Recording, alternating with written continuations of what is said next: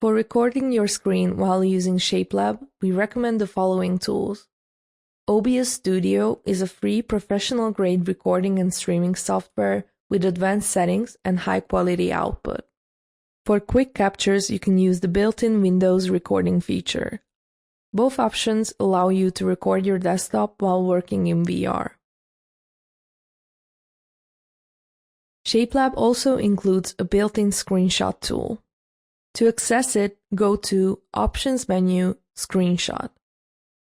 When you select this tab, the UI panel transforms into a camera object.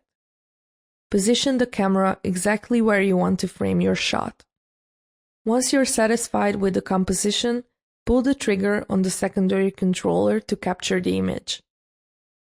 Screenshots are automatically saved to Documents, Shapelab, Screenshots.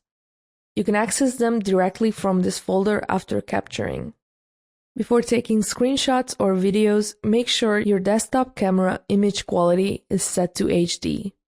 To do this, go to Options menu, User Preferences, and set the resolution to HD to ensure your screenshots appear crisp and professional.